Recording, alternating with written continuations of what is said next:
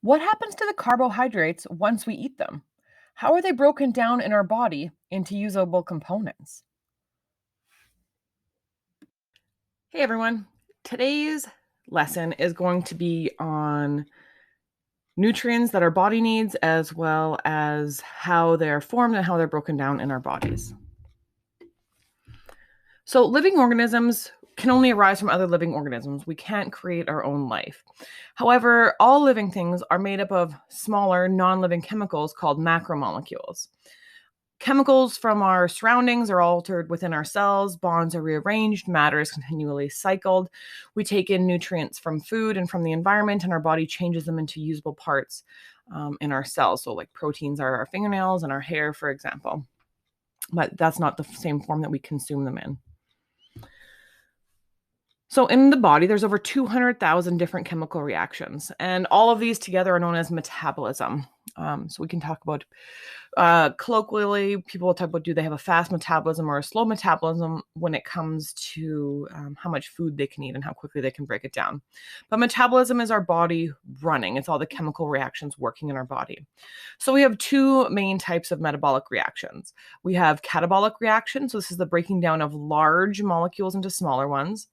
And anabolic, which is the formation of more complex molecules from simple ones. So building up of chemicals and compounds. So in general, there's five broad groups of macromolecules that are going to be referred to as the chemicals of life. So none of these are capable of life themselves, but without any of these five groups, we wouldn't be able to create life and living organisms. So carbohydrates, which we'll talk about today in this lesson, lipids, fat or fats, proteins, nucleic acids, and then a group of vitamins and minerals. So all of these together would be considered nutrients. So they have a useful function when taken up into the body. And so we have five groups, five nutrients arranged into two different groups. Macronutrients, which we require in large amounts, so carbohydrates, fats, and other lipids, and proteins. So carbohydrates would be like our breads, our grains, our potatoes, starchy vegetables and fruits. Fats and other lipids, so our oils, our butters, milk fats, animal fats, plant fats, like in nuts, and proteins, which again, nuts, beans, and meats. Micronutrients are required in smaller amounts, so that we usually consume these with our macronutrients. Occasionally, people will be deficient in certain micronutrients, so they might need a supplement, but that would be best discussed with a medical professional. Water is essential for life, but is not considered a nutrient. It is just a compound that obviously will be transports lots of the macro and micronutrients around in our body. So today we're going to discuss carbohydrates. So this is a molecule of energy. Now, if any of you have played sports, you might have heard about the term carbo loading. So this is when athletes would eat a lot of carbohydrates a day or two before a performance or a competition so that they would have lots of energy in their body. Now, I'm not sure if this has any scientific basis, but it was something that was often talked about when I was playing sports when I was younger. So carbohydrates do provide a fast source of energy and should make up the majority of your diet. So carbohydrates can be complex, such as those in oats and beans and sweet potatoes, or they can be simple, such as the ones found in sugar. Our bodies cannot make their own carbohydrates, and we depend on plants to provide this for us. So plants create carbohydrates during the process of photosynthesis, and there's different types of carbohydrates that they create. So all carbohydrates contain carbon, hydrogen, and oxygen in a compound together in the same proportions of 1 carbon, 2 hydrogen, and 1 oxygen. So we see this in the example of glucose, which is 6 carbon, 12 hydrogen, and 6 oxygen. There are some monosaccharides. So these are single chain carbohydrates.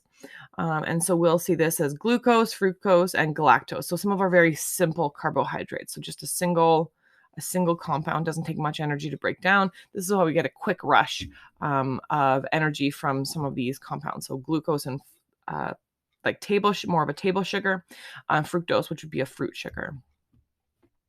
So we can also have complex carbohydrates, which would be a polymer of many sugar units. So this is 3 or more repeating units. So this would be much more of a complex carbohydrate where it would take a lot longer to break down in our body. Generally, carbohydrates can be identified by the OSE ending, so OS. So fructose, sugars from fruit, lactose, sugars from milk, and cellulose, carbohydrates from plants.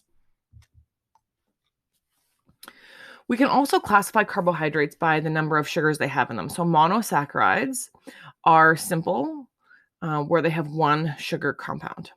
So this would be, like we said, glucose, galactose, and fructose.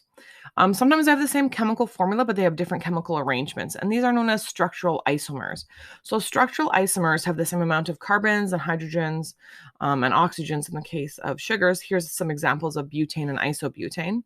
So they have the same chemical formula, but they have different structures.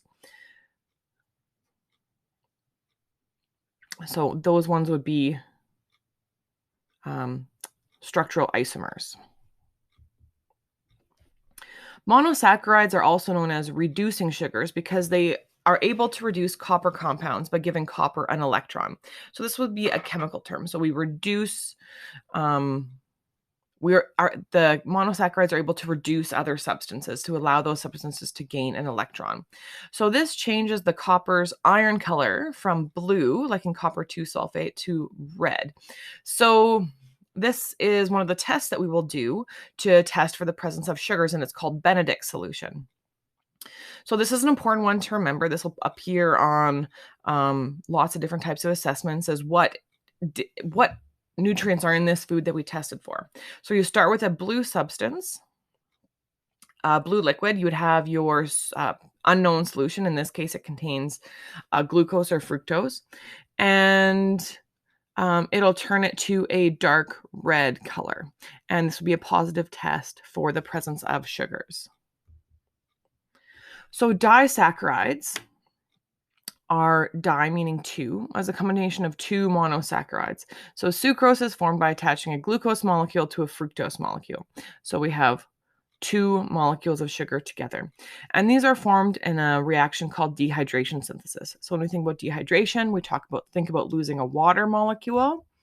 And that's exactly what happens. Is in dehydration synthesis, an OH group from one sugar is removed and a hydrogen group from another sugar is removed. So this gives us two H's and an O, or H2O, or a water molecule. So when the sugars combine, the H and the OH combine to make a water molecule. So now we have a disaccharide, two sugar chains together, and one water that is given off. So we have dehydration synthesis because water is lost in that chemical equation. So now if we wanted to break apart a polymer of sugars, to separate that, we must add a water molecule. So this is called hydrolysis. So for hydrolysis, we're adding a water molecule in, and it's separating those two sugar molecules.